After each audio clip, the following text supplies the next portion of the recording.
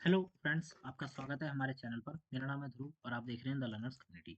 आज की वीडियो में हम बात करेंगे फर्स्ट सेमेस्टर के बीए प्रोग्राम कोर्स के हिस्ट्री सब्जेक्ट के बारे में। ठीक है, बीए प्रोग्राम कोर्स है, फर्स्ट सेमेस्टर का हिस्ट्री सब्जेक्ट है जिसका नाम है एंशियंट सोसाइटीज।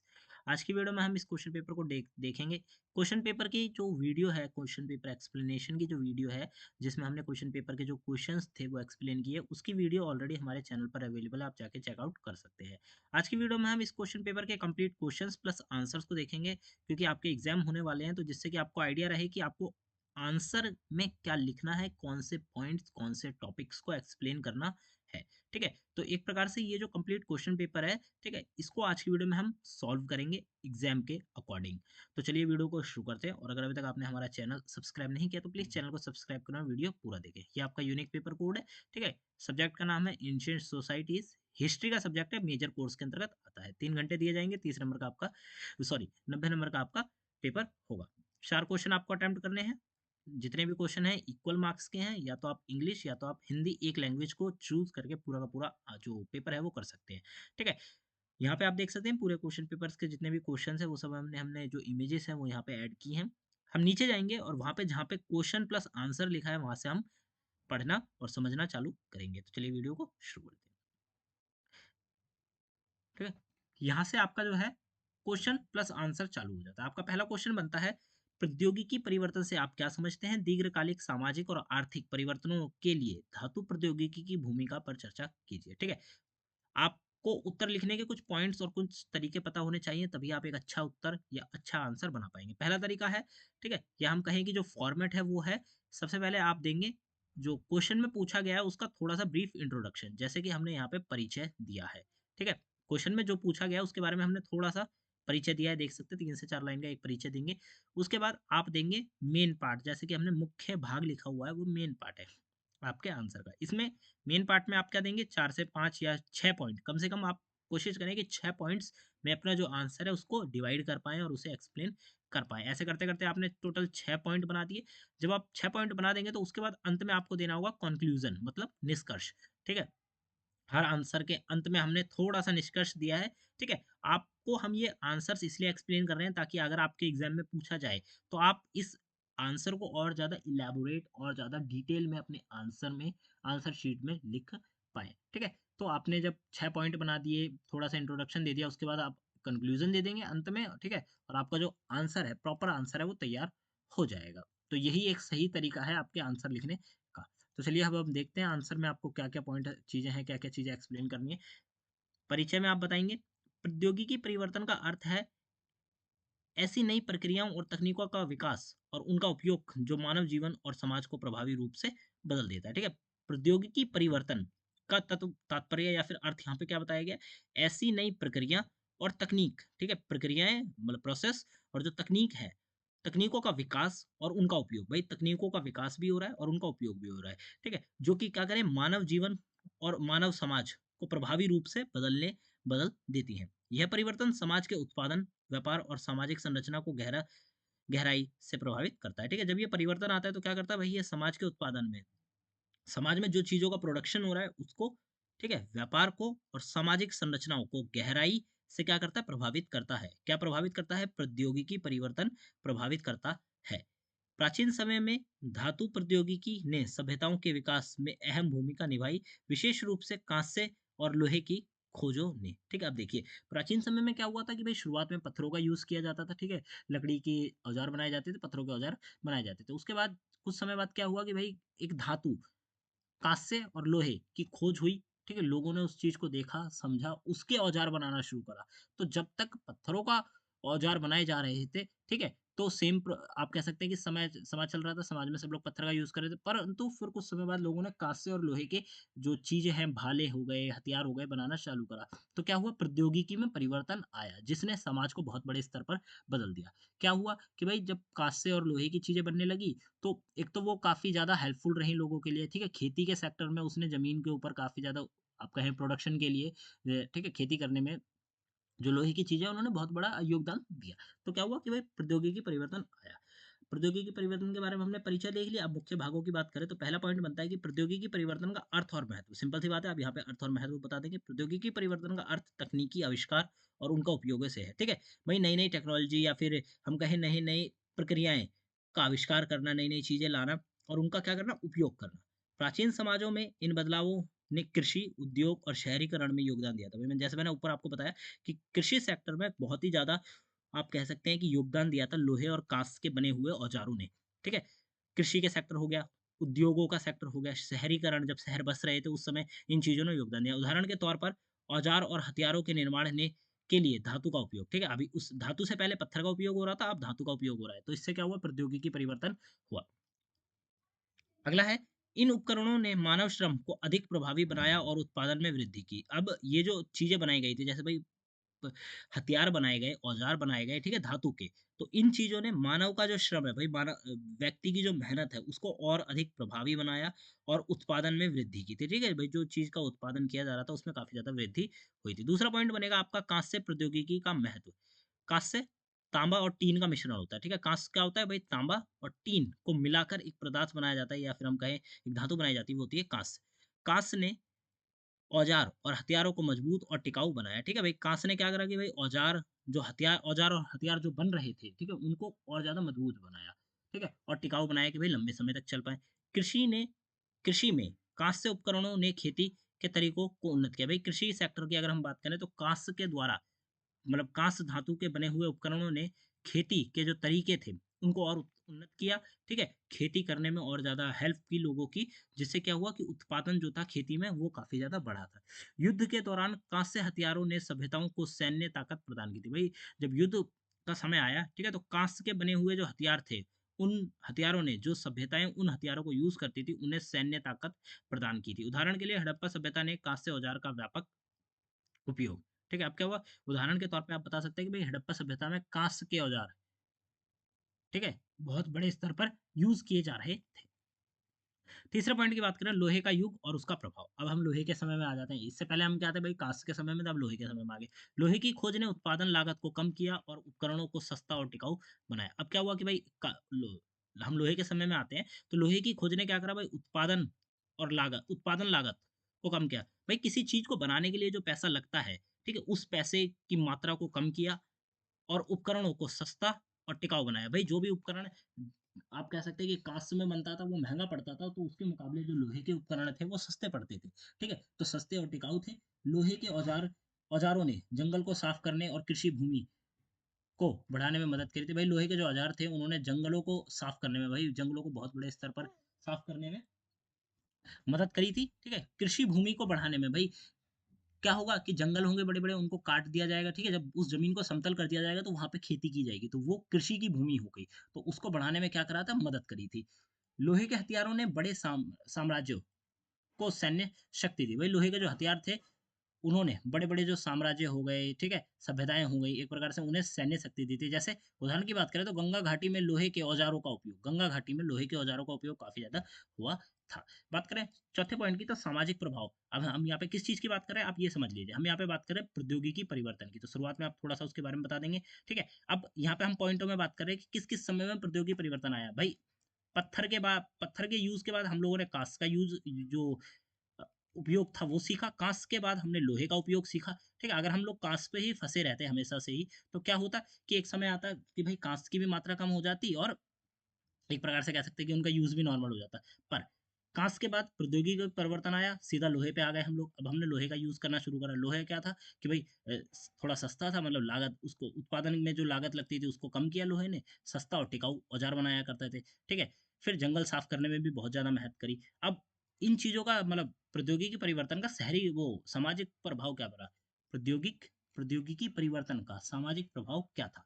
तो पहला पॉइंट आता है शहरीकरण। औद्योगिक गतिविधियों के कारण बड़े नगरों का विकास। भाई नए-नए उद्योग लग रहे हैं, ठीक है? अब क्या हो रहा है, नए-नए उद्योगों लग रहे हैं तो उसके कारण क्या होगा, जो नगर होंगे, नगर बसाए जाएँगे बड़े-बड़े स्तर पर, तो नगरों का विकास हुआ। श्रम विभाजन की बात करें तो धातु उपकरण निर्माण के लिए कारीगर और किसानों के बीच श्रम का विभाजन हो गया। अब देखिए, धातु उपकरण, धातु के द्वारा बनाए गए जो उपकरण थे, ठीक है? धातु के उपकरण के निर्माण के लिए जो कारीगर और जो किसान हैं, उनके बीच में श्रम बँट गया था। कि भाई पर्टिकुलर लोग इस प्रकार के धातु बनाएंगे, पर्टिकुलर लोग इस प्रकार के काम करेंगे। ठीक है। सामाजिक वर्ग की अगर हम बात करें तो धातु व्यापार और उपकरण निर्माण में अमीर और गरीबों के बीच वर्ग के बीच में अंतर को बढ़ाया था। अब देखिए समाज में एक जो प्रभाव है ये भी पड़ा था कि धातु का जो व्यापार था और उपकरण का जो निर्माण था, भाई जो भी उपकरण बन रहे हैं, जो भी हम कहें एक प्रकार से मशीनरी बन रही है, ठीक है, उसने अमीरी अमीर और गरीब जो वर्ग था उनके बीच में अंतर को बढ़ा दिया था। पांचवा पॉइंट आता है आर्थिक प्रभाव क्या पड़ता है। तो पहला पॉइंट बनता है कि व्यापार का विकास, धातु उपकरण और हथियार का दूरस्थ व्यापार। भाई व्यापार का विकास हुआ किस सेक्टर में, मतलब प्रौद्योगिकी परिवर्तन के अंतर्गत आर्थिक प्रभाव आता है, और आर्थिक प्रभाव के अंतर्गत एक चीज आती है वो है आर्थिक प्रभाव क्या पड़ा, व्यापार हुआ, किस चीज का, व्यापार का विकास हुआ काफी बड़े स्तर पर। ठीक है। धातु उपकरण और हथियारों का दूरस्थ व्यापार हुआ। अब क्या देखिए, सपोज करिए कि ऐसा नहीं है कि जो लोहा है वो पूरे भारत में हर कोने में मिलता है, नहीं, लोहा पर्टिकुलर क्षेत्रों में मिलता होगा, वहां से लोहे को निकाला, वहां से औजार बनाए और उन औजारों को भारत के अलग अलग स्टेट्स में, अलग अलग राज्यों में पहुंचाया। ठीक है। तो क्या हुआ कि धातु उपकरण और हथियारों का जो दूरस्थ व्यापार था वो हुआ था। अगला पॉइंट आता है कृषि उत्पादन में वृद्धि, उन्नत औजार ने खाद्य उत्पादन बढ़ाया था। भाई अच्छे अच्छे औजार बनाए जा रहे हैं जिन्होंने क्या करा, खाने योग्य जो चीजें थी उनके उत्पादन को और ज्यादा बढ़ाया था। तीसरा पॉइंट आता है धातु उत्पादन केंद्र, धातु खानों के आसपास आर्थिक गतिविधियों का विकास हुआ। भाई धातु की जो खानें थी, ठीक है, जहाँ पे धातु निकलती थी, जैसे भाई लोहे की जो खान हो गई, तो लोहे की जो खान थी उसके आसपास के क्षेत्र में क्या हुआ, आर्थिक रूप से जो गतिविधियां थी उनका विकास हुआ था। ठीक है। तो ये आपके 5 पॉइंट कवर अप हो जाते हैं। अब हम बात कर लेते हैं थोड़े से निष्कर्ष की। जो निष्कर्ष में क्या बता रहे हैं, ऊपर जो भी आपने बहुत बड़ा बड़ा बताया है, आपको उनको सिंपल शब्दों में 4 से 6 लाइन में नीचे बता देना है निष्कर्ष के अंतर्गत। हमने यहाँ पे 2 लाइन में एक्सप्लेन किया है, आपको इसको और ज्यादा डिटेल में एक्सप्लेन करना होगा। निष्कर्ष में हमने क्या बताया कि धातु प्रौद्योगिकी ने समाज और आर्थिक अर्थव्यवस्था को स्थायी रूप से बदल दिया। प्राचीन सभ्यताओं के विकास और शहरीकरण में इसका योगदान उल्लेखनीय था। ठीक है, ये आपका निष्कर्ष हो जाता है। अब बात करते हैं क्वेश्चन नंबर 2 की। सभ्यताओं के उत्कर्ष तथा विकास के लिए जिम्मेदार महत्वपूर्ण कारणों की चर्चा कीजिए। भाई जो सभ्यताएं हैं, सभ्यताओं के उत्कर्ष, भाई किस प्रकार, एक प्रकार से कहते हैं ओरिजिन, ठीक है, किस प्रकार से वो बनी और उनका विकास किस क्या कैसे हुआ, इसके लिए जो जिम्मेदार कारण थे उन कारणों की बात करते हैं। तो पहला परिचय आता है, सभ्यताओं का उत्कर्ष और विकास प्राकृतिक संसाधनों की उपलब्धता, कृषि प्रौद्योगिकी और सामाजिक संगठनों के साथ गहराई से जुड़ा हुआ है। ठीक है। सभ्यताओं का जो उत्कर्ष है और जो उनका विकास है वो किन चीजों से, प्राकृतिक संसाधनों की उपलब्धता, मतलब किस क्षेत्र में प्राकृतिक संसाधन उपलब्ध है इस चीज से जुड़ा हुआ है। कृषि प्रौद्योगिकी, भाई कृषि के सेक्टर में जो प्रौद्योगिकी है उससे जुड़ा हुआ है, और सामाजिक संगठनों के साथ जुड़ा हुआ है। प्राचीन सभ्यताओं में जैसे मेसोपोटामिया, मिस्र और हड़प्पा का विकास में यह सभी कारक महत्वपूर्ण है। ठीक है भाई, देखिए अगर हम बात करें मेसोपोटामिया का, वो ले लेते हैं उदाहरण। ठीक है। तो मेसोपोटामिया जो सभ्यता बनी वो भाई ऐसे क्षेत्रों में बनी जहाँ पे प्राकृतिक संसाधन कुछ हद तक उपलब्ध थे। ठीक है। वहां पे कृषि प्रौद्योगिकी की जा सकती थी और सामाजिक जो संगठन थे वो बने हुए थे। ठीक है भाई, सामाजिक संगठनों ने बने हुए थे। उन संगठनों ने अपनी भी एक जगह व्यवस्था बनाई, वहां से लोग और बढ़ते गए, संख्या बढ़ती गई। ठीक है। जैसे जैसे करते करते वो पूरी की पूरी एक सभ्यता बन गई जिसको हमने मेसोपोटामिया कहा। ठीक है। तो इस प्रकार से आप समझ सकते हैं। अब बात करते हैं जो सभ्यताओं के उत्कर्ष और विकास में जो महत्वपूर्ण कारण है उनके बारे में। तो पहला पॉइंट आता है आपका भौगोलिक कारक। ठीक है। अधिकांश प्राचीन सभ्यताएं नदी के किनारे विकसित हुई। नदी के जल, उर्वर भूमि और परिवहन की सुविधाएं प्रदान की। ठीक है भाई, देखिए अधिकांश जो प्राचीन सभ्यताएं, पुरानी सभ्यताएं, वो कहाँ हुई, नदी के आसपास के किनारों में विकसित हुई थी, या फिर घाटी में हुई जहाँ पे जल की व्यवस्था अच्छी थी। ठीक है। नदी के जल, उर्वर भूमि, ऐसी भूमि जहाँ पे उत्पादन काफी अच्छा किया जा सकता है, और परिवहन की सुविधाएं। ठीक है। इन क्षेत्रों में क्या हुई थी, सभ्यताएं बसी थी। उदाहरण के लिए मिस्र की सभ्यता नील नदी पर आधारित थी और मेसोपोटामिया टिग्रस यूफ्रेट्स नदी के बीच स्थित थी। ठीक है। देखिए क्या बताया गया, मिस्र की जो सभ्यता थी वो नील नदी के आसपास आधारित थी, और जो मेसोपोटामिया है वो कहाँ थी, टिग्रस यूफ्रेट्स नामक जो नदी है उसके आसपास के क्षेत्र में स्थित थी। ठीक है। जिससे क्या समझ आता है कि भाई सभ्यता ऐसी जगह पे विकसित होती हैं या हुई थी, होती नहीं है, ऐसी जगह पे विकसित हुई जहां पे नदियां थी। नदियां क्या है, एक भौगोलिक कारक है। ठीक है। ऐसा नहीं है कि नदियां पूरे भारत में हर कोने में अवेलेबल है, नहीं, पर्टिकुलर क्षेत्रों में नदियां अवेलेबल है, वहीं पे सभ्यताएं बसी और कहीं नहीं बसी। ठीक है। बात करें दूसरे पॉइंट की, तो कृषि का विकास, सिंचाई और धातु उपकरणों ने कृषि उत्पादन को बढ़ाया। भाई सिंचाई हुई, धातु के नए नए उपकरण बने, तो उन्होंने कृषि का जो उत्पादन है उसको बढ़ाया। दूसरा पॉइंट आता है कि अधिशेष उत्पादन ने व्यापार और शहरीकरण को बढ़ाया था। ठीक है, अधिशेष उत्पादन ने, भाई चीज़ों का ज़्यादा से ज़्यादा उत्पादन हो रहा है तो क्या हो रहा है, उन चीज़ों का व्यापार हो रहा है और उन चीज़ों के व्यापार के आसपास के क्षेत्र में क्या हो रहा है कि शहरीकरण हो रहा है। लोग अलग-अलग क्षेत्रों से आकर उस क्षेत्र में बस रहे हैं, तो वहाँ पे शहर का बढ़ावा हो रहा है, शहर बन रहा है।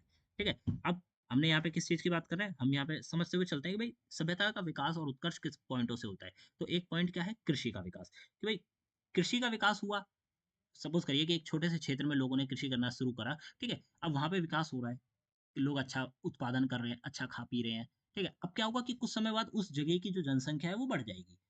बढ़ेगी, बढ़ते-बढ़ते, बढ़ते-बढ़ते वो कई हम कह सकते हैं कि हज़ारों में आ जाएगी, लाखों में आ जाएगी। एक समय आएगा कि वो जो क्षेत्र होगा वो पर्टिकुलर एक सभ्यता कहलाएगा, ठीक है?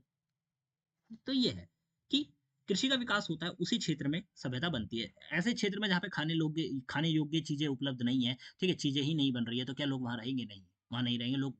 हो सकेगा तो वो क्षेत्र छोड़ के चले जाएँगे, ठीक है? तो सिंचाई और धातु उपकरणों ने क्या करा? कृषि उत्पादन को बढ़ाया। भाई कृषि में जो खाने योग्य चीज़ें बनती हैं, मतलब उगती हैं, उनको और ज़्यादा बढ़ाया। लोग खाने वाले बने, ठीक है? ज़्यादा से ज़्यादा लोग खा रहे हैं, ज़्यादा से ज़्यादा लोगों की जनसंख्या बढ़ रही है। फिर अधिशेष उत्पादन, भाई ज़्यादा चीज़ों का अगर उत्पादन हो रहा है तो उन चीज़ों का व्यापार और शहरीकरण को बढ़ाया, ठीक है? व्यापार हो रहा है उन चीज़ों का और उन चीज़ों के व्यापार के कारण आसपास के क्षेत्र में क्या हो रहा है? शहरीकरण बढ़ रहा है। तीसरा पॉइंट आता है खाद्य भंडार और वितरण प्रणाली ने समाज को स्थिरता दी। भाई खाद्य भंडारण, अब क्या कर रहे थे कि भाई लोग जब ग्रुप में रह रहे थे तो उनको पता है कि जीवन यापन किस प्रकार से करना है, तो वो लोग खाद्य भंडारण करते थे, मतलब खाने योग्य चीज़ों को एक जगह पे लाकर इकट्ठा करते थे, ठीक है? ताकि आप कह सकते हैं कि सभी लोग उसका सही प्रकार से प्रयोग कर सकें। तो खाद्य खाद्य भंडारण और वितरण प्रणाली कि भाई किस व्यक्ति को कितना खाना दिया जाएगा, किस व्यक्ति को किस प्रकार से दिया जाएगा, इन 2 चीज़ों ने मिलकर समाज को स्थिरता दी। मतलब एक प्रकार से कह सकते हैं कि समाज डगमगाए ना, क्योंकि समाज की अगर नींव ही हिल जाएगी, तो क्या होगा? वो लोग उस क्षेत्र को छोड़कर अन्य जगह चले जाएँगे। तो इन 2 चीज़ों ने समाज को स्थिरता दी। जब लोग उस क्षेत्र में बसने लगे, तो एक समय आया कि वो क्या हुआ? वो छोटी-सी जगह सभ्यता के रूप में बदल गई। ठीक है? तो आप कृषि का विकास 6 पॉइंट भी बता सकते हैं, साथ के साथ भौगोलिक कारक भी बता सकते हैं। तीसरा पॉइंट हमारा बनता है सामाजिक संगठन। श्रम विभाजन और वर्गीकरण से सामाजिक संगठन मजबूत हुआ। भई जो श्रम का विभाजन है और लोगों के बीच में वर्गीकरण हुआ कि भाई लोग वर्ग में बँट गए, तो इन चीज़ों ने क्या करा? सामाजिक संगठन को और ज़्यादा मजबूत किया। नेताओं और प्रशासकों ने समाज को दिशा दी। ठीक है? अब क्या हुआ कि भाई अब कुछ लोग नेता बन गए, ठीक है? कुछ लोग प्रशासक बन गए जो कि उस क्षेत्र की जो व्यवस्था थी उसको सँभाल रहे थे। तो उसने उन लोगों ने क्या करा? भाई समाज को एक अलग दिशा दी। मंदिर और धार्मिक स्थलों ने एकता को बढ़ावा दिया। अब क्या हो गया भाई लोग एक ही क्षेत्र से के साथ जुड़े रहें, ठीक है? इसीलिए मंदिर और जो धार्मिक स्थल थे उन सभी चीज़ों ने क्या करा? लोगों को एकता दी, एक साथ जोड़कर रखा। तो एक कारण ये भी है कि सभ्यता बनी और सभ्यता बहुत ही ज़्यादा विकसित हुई, क्योंकि उसके लिए सामाजिक जो संगठन है वो भी एक महत्वपूर्ण कारण है। हमारा चौथा पॉइंट है धार्मिक और सांस्कृतिक कारक, ठीक है? धर्म ने सामाजिक और राजनीतिक स्थिरता प्रदान करी। धर्म ने क्या करा कि भाई जो सभ्यताएं बन रही हैं, ठीक है, उनको सामाजिक और आर्थिक, हम कहें एक प्रकार से सामाजिक और राजनीतिक जो स्थिरता है, ठीक है, उसको प्रदान करी। इसका मतलब यह है कि भाई सामाजिक रूप से या राजनीतिक रूप से एक जगह पे वो लोग जो थे वो परमानेंट हो गए थे, किसके कारण? धर्म के कारण। फिर बात करें धार्मिक स्थलों और मंदिरों का निर्माण सभ्यता के सांस्कृतिक विकास को दर्शाता है। ठीक है भाई, धार्मिक स्थल, धर्म से रिलेटेड जो स्थल या फिर जो मंदिरों का निर्माण हुआ था, वो क्या दिखाता है? सभ्यता के सांस्कृतिक विकास को दिखाता है कि भाई सभ्यता ने अपना सांस्कृतिक विकास किया था ना। ठीक है, ऐसा नहीं है कि सभ्यता ने केवल राजनीतिक या आर्थिक रूप से ही अपना विकास करा, नहीं, सभ्यता ने अपना सांस्कृतिक रूप से भी विकास किया था। और ये चीजें क्या दिखाती हैं, मतलब ये कौन सी चीजें ये दिखाती है? भाई धर्म से जुड़े हुए स्थल हो गए या मंदिर हो गए, वो चीजें ये दर्शाती हैं। उदाहरण के लिए मिस्र के पिरामिड और हड़प्पा के सार्वजनिक स्नान गृह जो है, वो क्या है? धार्मिक स्थल माने गए हैं। ठीक है, मिस्र के जो पिरामिड हैं वो एक प्रकार से धार्मिक रूप से जुड़े हुए हैं धर्म से, और हड़प्पा के जो सार्वजनिक स्नान गृह हैं जहाँ पे सभी लोग एक साथ मिलकर नहा सकते थे, ठीक है, स्नान गृह, वो है। बात करें पांचवें पॉइंट की, तो राजनीतिक संगठन, संगठित शासन प्रणाली और कानून व्यवस्था। ठीक है भाई, अब हम यहाँ पे इस क्वेश्चन में बात किन चीजों की कर रहे हैं? हम इन क्वेश्चन में बात कर रहे हैं कि भाई कोई संगठ जो सभ्यता है उसका उद्भव या उत्कर्ष, ठीक है, और उसके विकास के लिए जिम्मेदार कारक कौन कौन से हैं? भाई कौन कौन से कारण जिम्मेदार है? तो उसमें एक कारण ये भी है, कौन सा? राजनीतिक संगठन, संगठित शासन प्रणाली और कानूनी व्यवस्था। भाई किसी व्यवस्था या किसी सभ्यता को अगर हम माने, तो किसी सभ्यता को लंबे समय तक चलने के लिए, ठीक है, क्या चीजें जरूरी है? एक प्रकार से हम कह सकते हैं कि संगठित शासन प्रणाली, ठीक है, संगठित शासन प्रणाली और कानूनी व्यवस्था। अगर ये दो चीजें भाई एक समाज में या फिर उस सभ्यता में नहीं होंगी, तो हो सकता है कि कहीं ना कहीं सभ्यता डगमगा जाए और चीजें जो है हाथ से निकल जाए। इसीलिए शासन प्रणाली, संगठित और कानूनी व्यवस्था ने एक सभ्यता को बनाने में और उसके विकास करने में महत्वपूर्ण भूमिका निभाई। सैन्य बल ने सभ्यता को सुरक्षा सुनिश्चित की। भाई सैन्य बल जो हो गया, सेना जो हो गई, उसने सभ्यता को क्या करा? सुरक्षा सुनिश्चित की। भाई पक्की करी कि जो सभ्यता है उसको सुरक्षित रखा जाए, ठीक है, किसी भी अन्य सभ्यता उस पर हमला करके उसको अपने अंतर्गत ना मिला पाए। इसीलिए सैन्य बल ने अपनी जो सभ्यता है उसको सुरक्षित करने का सुनिश्चित किया। छठा पॉइंट आता है कि व्यापार और आर्थिक गतिविधियां। लंबी दूरी के व्यापार ने संसाधनों के आदान प्रदान को बढ़ाया। किसी सभ्यता के उत्कर्ष और विकास के लिए हम कह सकते हैं कि व्यापार और आर्थिक गतिविधियां भी जरूरी है। किस प्रकार से? कि भाई कोई सभ्यता लंबी दूरी का व्यापार कर रहा है, ठीक है, तो उससे क्या हो रहा है कि संसाधनों का आदान प्रदान हो रहा है। भाई कोई उदाहरण के लिए मान लेते हैं कि भाई मिस्र की सभ्यता ने कोई वस्तु का निर्माण किया, ठीक है, वो वहां के संसाधनों से बनती है। अब भाई वो वस्तु हड़प्पा सभ्यता में मिल रही है और हड़प्पा सभ्यता की वस्तु उस सभ्यता में मिल रही है, तो इससे क्या हो रहा है कि भाई दो सभ्यताएं जुड़ भी रही हैं, ठीक है, और लंबी दूरी का व्यापार भी हो रहा है, जिससे संसाधनों का आदान प्रदान भी हो रहा है। और सेम यही चीज एक सभ्यता के अंतर्गत भी हो सकती है कि भाई एक सभ्यता में किसी एक कोने में, मतलब सभ्यता के किसी एक कोने में कोई चीज बनाई गई, वो अन्य जगहों पे मिल रही है और अन्य जगहों की बनी हुई चीजें उस जगह पे मिल रही है, तो क्या होगा कि जो संसाधन है उनका आदान प्रदान बढ़ा। उदाहरण के लिए हड़प्पा का मेसोपोटामिया से व्यापार, ठीक है, हड़प्पा सभ्यता का मेसोपोटामिया से क्या था? व्यापार था। तो व्यापार क्या था? लंबी दूरी का व्यापार था, जिसमें कोई चीज जो हड़प्पा से बन रही है, हड़प्पा में बन रही है, वो मेसोपोटामिया में मिल रही है, और जो मेसोपोटामिया में बनी वो हड़प्पा में मिली। तो इससे हमें पता चला कि भाई उनका व्यापार भी था और कहीं ना कहीं ये कारण उनके विकास में, ठीक है, और उनके उत्कर्ष में जो था हेल्पफुल रहा है। निष्कर्ष की बात करें तो सभ्यताओं के उत्कर्ष और विकास में प्राकृतिक संसाधनों, कृषि प्रौद्योगिकी और सामाजिक संगठनों का समन्वय प्रमुख भूमिका निभाता है, ठीक है। यहाँ पे क्या बताया गया? भाई सभ्यताओं, कोई भी सभ्यता ले लो, उसके उत्कर्ष और उसके विकास में प्राकृतिक संसाधन, कृषि प्रौद्योगिकी, भाई जो हम कहें कृषि करने के लिए जो प्रौद्योगिकी टेक्नोलॉजी चाहिए वो, और सामाजिक संगठन ने क्या करा है? प्रमुख भूमिका निभाई है। ये कारक समाज की स्थिरता और प्रगति का आधार बने, ठीक है। ये जो तीन है भाई, प्राकृतिक संसाधन हो गए, कृषि प्रौद्योगिकी और सामाजिक संगठन हो गए, ये तीन कारण समाज की स्थिरता और प्रगति के क्या बने? आधार भी बने थे। क्वेश्चन नंबर 3 को देखें, इसमें पूछा गया है आप लोगों से कि कांस्य युगीन हड़प्पा अथवा चीन शोंग, चीन जिसको शोंग सभ्यता भी कहते हैं, में सभ्यता के विभिन्न चरणों पर चर्चा कीजिए, ठीक है। अब यहाँ पे हम बात करेंगे कि भाई कांस्य युगीन जो हड़प्पा सभ्यता और जो चीन की सभ्यता थी, इनके विभिन्न जो चरण है वो कौन कौन से हैं। तो परिचय की बात करें तो कांस्य युग में हड़प्पा और शोंग सभ्यताओं ने उन्नत सामाजिक और आर्थिक संरचनाएं विकसित हुई थी, ठीक है। भाई जब कांस्य का युग चल रहा था, तो उस समय हड़प्पा और जो शोंग सभ्यताएं हैं, ठीक है, सभ्यताओं ने उन्नत सामाजिक और आर्थिक संरचनाओं को विकसित किया। ऐसी संरचनाएं विकसित करी जो कि सामाजिक रूप से भी बहुत ज़्यादा ऊपर थी और आर्थिक रूप से भी बहुत ज़्यादा ऊपर थी, ठीक है, विकसित थी।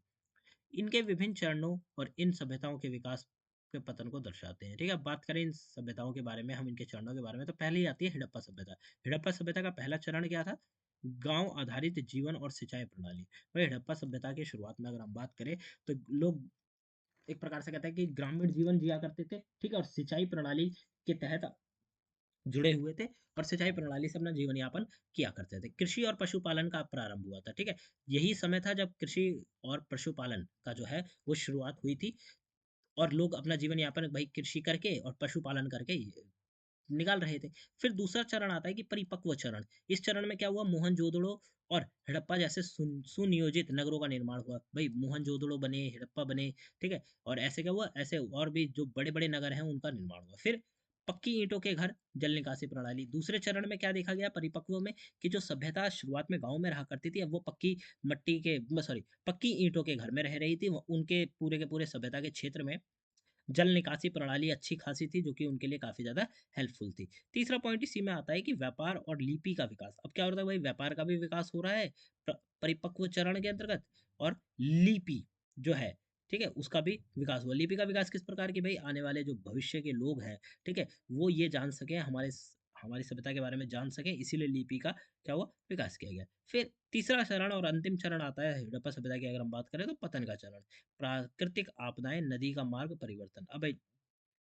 अब हड़प्पा सभ्यता इतनी ज़्यादा विकसित हो गई थी कि वहाँ पे एक समय आया कि भाई वहाँ पे प्राकृतिक आपदाएं चालू हो गई, ठीक है। फिर नदी का जो मार्ग था वो बदल लिया, जिससे क्या हुआ कि उस क्षेत्र में सूखा पड़ गया, जिस क्षेत्र में जो हड़प्पा सभ्यता के लोग हैं बसे हुए हैं, और उनकी एक प्रकार से ये कह सकते हैं कि सभ्यता का पतन होना शुरू हो गया था। बाहरी आक्रमण और सामाजिक अस्थिरता। भाई बाहरी रूप से किसी और सभ्यता या किसी और ग्रुप ऑफ पीपल्स का क्या हुआ, आक्रमण होना चालू हो गया था। फिर सामाजिक अस्थिरता, सामाजिक अस्थिरता से भाई समाज में जो है हलचल हो गई थी, ठीक है। लोग समाज में अस्थिरता कर रहे थे। तो ये कुछ कारण हैं जो कि ये मतलब ये जो कारण है ये तीसरे चरण के, किसके, पतन होने के चरण के, पतन के का चरण, ठीक है। जिसके अंतर्गत क्या हुआ, वही इस बाहरी आक्रमण भी हो रहा था और साथ में सामाजिक अस्थिरता भी जो थी वो आ गई थी। बात करें, अभी हमने बात करी हड़प्पा सभ्यता के 3 चरणों की, अब बात कर रहे थे हम शोंग सभ्यता की। तो इसका प्रारंभिक चरण क्या है, कांस्य औजार और हथियारों का उपयोग। अब इस सभ्यता में क्या हुआ कि भाई कांस्य का तो युग चल ही रहा था, ठीक है। उसी समय कांस्य के औजार, और हम कहें कि कांस्य का युग चल रहा था, तो उसके जो औजार थे उनका उपयोग किया जाने लगा था। दूसरा पॉइंट आता है कि कृषि और सिंचाई प्रणाली सेम, किसमें, शोंग सभ्यता के अंतर्गत भी कृषि के ऊपर लोग ज़्यादा जुड़े हुए थे, ठीक है, सिंचाई प्रणाली से जुड़े हुए थे। फिर दूसरा जो चरण आता है वो आता है परिपक्व चरण। इसके अंतर्गत क्या है, संगठित शासकीय ढांचा, ठीक है। संगठित शासकीय ढांचा से मतलब है कि भाई शासन जो चलाया जाएगा, ठीक है, उसके लिए पहले से ही एक प्लान या फिर हम कहें एक स्ट्रक्चर बना दिया गया है, जो कि उसी के अकॉर्डिंग सारी व्यवस्था चलाई जाएगी, ठीक है। तो इस समय क्या आ गया था, संगठित शासकीय ढांचा आ गया था। फिर अगला पॉइंट आता है इसी के अंतर्गत, परिपक्व चरण के अंतर्गत, कि व्यापार और लेखन प्रणाली का विकास हुआ था। व्यापार से रिलेटेड और लिखने की जो प्रणाली थी, दूसरे चरण में, शोंग सभ्यता के दूसरे चरण में इन चीजों का विकास हो गया था। तीसरे चरण की अगर हम बात करें तो राजवंशीय संघर्ष और सामाजिक अस्थिरता। अब जब पतन का चरण आता है तो शोंग जो सभ्यता थी उसके बारे में अगर हम बात करें तो राजवंशीय संघर्ष, भाई राजवंश के अंतर्गत ही, राजवंश के अंदर ही संघर्ष हो रहा था, एक तो ये, ठीक है। और सामाजिक अस्थिरता, समाज में जो अस्थिरता आ गई थी एक वो, ये दो कारण रहे किसके, शोंग सभ्यता के पतन होने के प्रमुख चरणों के, ठीक है। बात करें निष्कर्ष की तो हड़प्पा और शोंग सभ्यताएं कांस्य युग की उन्नत समाज थी। इनके विभिन्न चरणों और उनके विकास और पतन की कहानी को दर्शाते हैं, ठीक है। अब इसमें क्या बताया कि भाई जो हड़प्पा सभ्यता और जो शोंग सभ्यताएं हैं, कांस्य युग में एक उन्नत समाज थी, ठीक है। भाई कांस्य का जो युग चल रहा था उस युग के अंतर्गत ये बहुत ही ज़्यादा फेमस थी। फिर इसके साथ ही इनके विभिन्न चरण और उनके विकास और पतन की कहानी को दर्शाते हैं, ठीक है भाई। ऐसा नहीं है कि यही है सभ्यताएं, इनके बाद भी बहुत सारी सभ्यताएं जिनके जो चरण है वो आते हैं, जिसमें भाई वो शुरू कैसे हुई और उनका अंत किस प्रकार से हुआ ये बताया गया है, ठीक है। क्वेश्चन नंबर 4 की तरफ चलें। क्वेश्चन नंबर 4 में आपसे पूछा पूछा गया है, हड़प्पा या चीन मतलब शोंग सभ्यता के अर्थव्यवस्था और व्यापार के पैटर्न का मूल्यांकन कीजिए, ठीक है। अब आपको क्या करना है, यहाँ पे भाई किस प्रकार से व्यापार चलता है इसका मूल्यांकन करके बताना है। अगर हम यहाँ पे बात करें तो परिचय में हम देखेंगे हड़प्पा और शोंग सभ्यताओं की अर्थव्यवस्था और व्यापार उनके समाज के विकास की रीढ़ थी, ठीक है। अब हम बात करें, जैसे हम कह भी कह सकते हैं कि कोई भी सभ्यता हो गई, जैसे हड़प्पा हो गई, शोंग हो गई, कोई और अन्य सभ्यताएं हो गई, ठीक है। तो सभ्यताओं की अर्थव्यवस्था और व्यापार उनके समाज की विकास की रीढ़ थी। भाई वहाँ की जब अर्थव्यवस्था बढ़ेगी, वहाँ पे जब व्यापार बढ़ेगा, तभी वहाँ का जो समाज है वो कहीं ना कहीं विकास करेगा, ठीक है। तो समाज के विकास की रीढ़ क्या थी, अर्थव्यवस्था और व्यापार थी। कृषि, कारीगरी और व्यापारिक नेटवर्क ने इन सभ्यताओं को आर्थिक रूप से समृद्ध बनाया, ठीक है। भाई कृषि हो गया, वहां के लोग हो गए जो कारीगर थे वो, या फिर जो उनका व्यापार का नेटवर्क था, इन सभी चीजों ने इन सभ्यताओं को क्या करा, आर्थिक रूप से क्या करा, समृद्ध बनाया, आर्थिक रूप से एक अलग लेवल पर पहुंचाया था। ये पैटर्न संसाधनों के प्रबंधन और उत्पादन क्षमता को दर्शाता है, ठीक है। ये पैटर्न क्या दिखाता है, वहां पे संसाधनों के प्रबंधन, भाई संसाधन जो उपलब्ध थे उनका प्रबंधन किस प्रकार से किया जा रहा था, किस प्रकार से उनको यूज किया जा रहा था, ठीक है। और उत्पादन कितना हो रहा था, उस क्षमता को ये चीज दर्शाती है कि भाई वहां पे व्यापार भी बहुत बड़ा था, ठीक है। वहां पे कारीगर जो थे वो भी बहुत कुशल थे, अपना काम बहुत अच्छे कर रहे थे, ठीक है। और व्यापार का जो नेटवर्क था वो भी बहुत बड़ा था, फैला हुआ था, ठीक है। तो उस सभ्यता से अन्य सभ्यताएं भी जुड़ी हुई थी। तो ये चीजें क्या दिखाती है, उसके प्रबंधन को और उसके उत्पादन की जो क्षमता है कि भाई वो कितना उत्पादन कर पा रहे हैं किसी चीज को लेकर, ये चीजें दिखाती है। बात करें इस क्वेश्चन के, अगर हम प्रमुख भाग को देखें या मेन पॉइंट्स को देखें, तो इसमें पहले में आता है कि हड़प्पा सभ्यता की अर्थव्यवस्था के हम बारे में हम बात कर लेते हैं। ठीक है, क्वेश्चन में मेनली क्या क्या पूछा गया है, हड़प्पा और चीन की जो सभ्यता है, अर्थव्यवस्था और व्यापार के पैटर्न का मूल्यांकन कीजिए। तो अब हम यहाँ पे सभ्यताओं के बारे में बात करेंगे, उनकी अर्थव्यवस्था की। तो पहला पॉइंट आता है कृषि आधारित अर्थव्यवस्था। हड़प्पा में कृषि आधारित अर्थव्यवस्था की अगर हम देखें, तो हड़प्पा सभ्यता में सिंचित कृषि मुख्य आर्थिक गतिविधि थी। ठीक है, हड़प्पा सभ्यता की अगर हम बात करें, तो वहां पे सींच कर कृषि करने का जो काम था, वो मुख्य आर्थिक गतिविधि थी। आर्थिक मतलब आर्थिक रूप से जुड़ी हुई एक गतिविधि थी। वहां की प्रमुख फसलें थी गेहूं, जौ और बाजरा। नहरों और जल प्रबंधन प्रणालियों के माध्यम से खेती उन्नत थी। भाई नहर हो गई, या फिर वहां पे जो जल के आने और जाने की जो प्रक्रिया थी, ठीक है, उसके लिए जो प्रणाली बनाई गई थी, उसके माध्यम से खेती क्या थी, उन्नत थी। खेती मतलब बहुत अच्छे से की जा रही थी, क्योंकि पानी को खेतों तक लाना, ठीक है, की जो व्यवस्था थी, जो प्रणाली थी, वो एकदम उन्नत थी, बहुत बढ़िया थी। दूसरा पॉइंट आता है अर्थव्यवस्था के अंतर्गत कारीगरी और औद्योगिक उत्पादन। तांबे, कांसे और पत्थर के औजार और आभूषण बनाए गए। हड़प्पा सभ्यता के अंतर्गत तांबे के, कांसे के और पत्थर के औजार और आभूषण बनाए गए थे उस हड़प्पा सभ्यता के अंतर्गत। मन के कपड़े, मिट्टी के बर्तन उत्पादन के प्रमुख मतलब उत्पादन के प्रमुख उत्पाद थे। ठीक है भाई, मन के हो गए, कपड़ों का उत्पादन हो गया, या मिट्टी के बर्तन हो गए, ये चीजें, इन चीजों का जो प्रोडक्शन था, ये मेन था हड़प्पा सभ्यता के अंतर्गत। ठीक है, तो अर्थव्यवस्था के अंतर्गत हमने बात करी कृषि आधारित अर्थव्यवस्था की, फिर कारीगर और औद्योगिक उत्पादन की। अब हम बात करते हैं तीसरे पॉइंट, शहरीकरण का प्रभाव। ठीक है, मोहनजोदड़ो और हड़प्पा जैसे शहर व्यापारिक केंद्र थे। सुनियोजित सड़कें और व्यापार व्यवस्था थी। अब देखिए, हड़प्पा सभ्यता के अंतर्गत मोहनजोदड़ो और हड़प्पा जो शहर है, वो व्यापारिक केंद्र थे, मतलब व्यापार के जो थे सेंटर थे, वहीं से पूरा का पूरा बिजनेस हो गया, या जो इंडस्ट्री लेवल पर जो व्यापार चल रहा था, वो हो रहा था। ठीक है, इन सभी चीजों को जोड़ने के लिए वहां पे अच्छी सड़कें और अच्छे बाजारी व्यवस्था भी थी। ठीक है, सड़कें भी उन्नत थी, सुनियोजित थी, और बाजारों की जो व्यवस्था थी, वो भी बहुत अच्छी थी। इसीलिए वहां पे इतनी अच्छी अर्थव्यवस्था थी, इतनी हाई लेवल की अर्थव्यवस्था थी। हड़प्पा सभ्यता के व्यापार की अगर हम बात करें, ठीक है, अभी हमने ऊपर बात करी हड़प्पा सभ्यता की अर्थव्यवस्था की, अब हम बात करते हैं हड़प्पा सभ्यता के व्यापार की। तो व्यापार को देखें तो स्थानीय और अंतरराष्ट्रीय व्यापार था। मेसोपोटामिया के साथ व्यापारिक संबंध थे। ठीक है, सूती वस्त्र, तांबा, मन के नियोजित किए जाते थे। ठीक है भाई, ये सारी चीजें क्या होती थी, निर्यात की जाती, सॉरी निर्यात की जाती थी, मतलब भेजी जाती थी किसी अन्य व्यवस्था या अन्य सभ्यता में। ये चीजें कहाँ से, हड़प्पा से होती, हड़प्पा में बनती थी, और मेसोपोटामिया में ये भेजी जाती थी। ठीक है,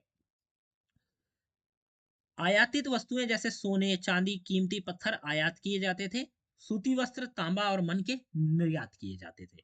व्यापार संसाधनों की हम बात करें, तो व्यापार मुख्यतः नदी और थल मार्ग के माध्यम से होता था। भाई जो व्यापार किया जाता था, ठीक है, व्यापार के साधन की अगर हम बात करें, तो व्यापार किया जाता था नदी के मार्ग से, ठीक है, या फिर जमीन के मार्ग से। मुद्राओं का उपयोग नहीं था, व्यापार वस्तु विनिमय के आधार पर होता था। ठीक है, इन सभ्यताओं के अंतर्गत क्या था, मुद्राओं का उपयोग नहीं होता था। भाई उस समय ना मुद्रा की कोई, एक प्रकार से हम ये कहें, जो करेंसी है, ठीक है, उसका कोई आइडिया नहीं था।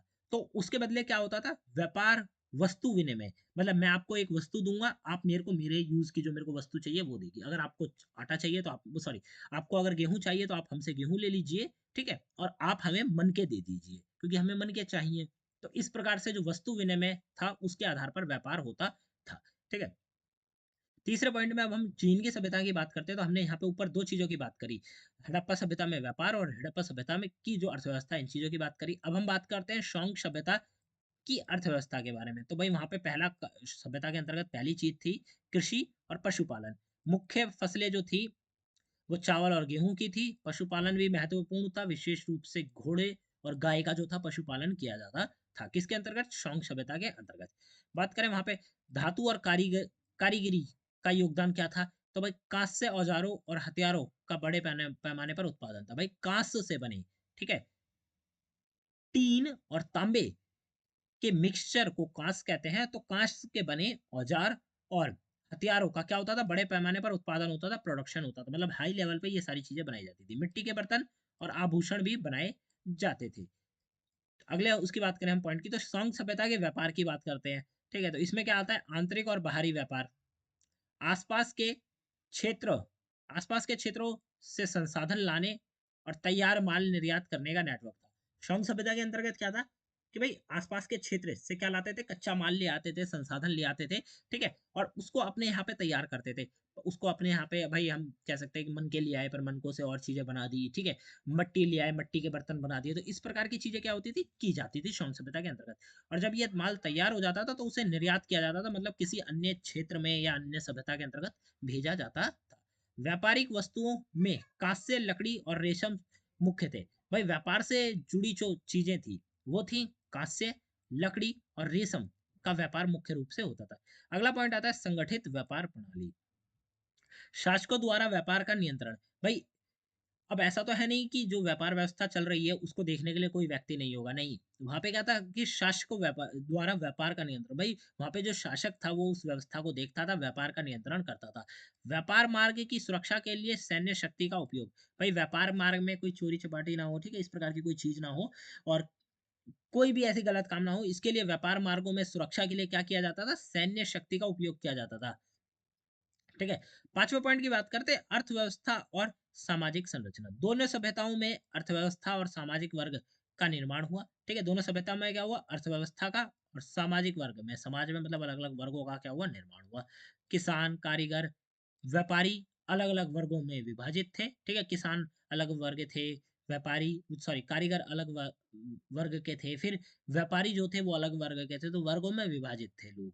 व्यापारिक समृद्धि ने शासक वर्ग को मजबूत किया, भाई व्यापार जब बढ़ेगा तो वहां का जो शासक होगा उसकी भी पावर बढ़ेगी, तो इसीलिए क्या हुआ कि व्यापारिक समृद्धि, व्यापार से जुड़ी जो समृद्धि थी, ठीक है, उसने क्या करा, शासक वर्ग को और ज्यादा मजबूत किया था, ठीक है। तो ये हमारे पॉइंट हो गए किसके बारे में, हड़प्पा सभ्यता और शोंग सभ्यता की अर्थव्यवस्था जो है वहाँ की, ठीक है, उसके बारे में, अर्थव्यवस्था और व्यापार के पैटर्न को हमने यहाँ पे समझा। आगे चले इसके निष्कर्ष को देख लेते हैं, तो हड़प्पा और शोंग सभ्यता की अर्थव्यवस्था कृषि, कारीगरी और व्यापार पर आधारित थी। इनके व्यापारिक नेटवर्क ने संसाधनों के आदान प्रदान और सांस्कृतिक संपर्क को बढ़ावा दिया, ठीक है। हड़प्पा सभ्यता हो गई और शोंग सभ्यता हो गई, इनकी जो अर्थव्यवस्था थी वो मेनली कृषि पर, कारीगरी पर और व्यापार, इन तीन चीजों पर क्या थी, आधारित थी। इनका जो व्यापार का नेटवर्क था, भाई किसी मतलब व्यापार का नेटवर्क क्या होता है कि भाई हम किन किन लोगों के साथ व्यापार कर रहे हैं, तो व्यापारिक नेटवर्क ने संसाधन के आदान प्रदान और सांस्कृतिक संपर्क को बढ़ाया था।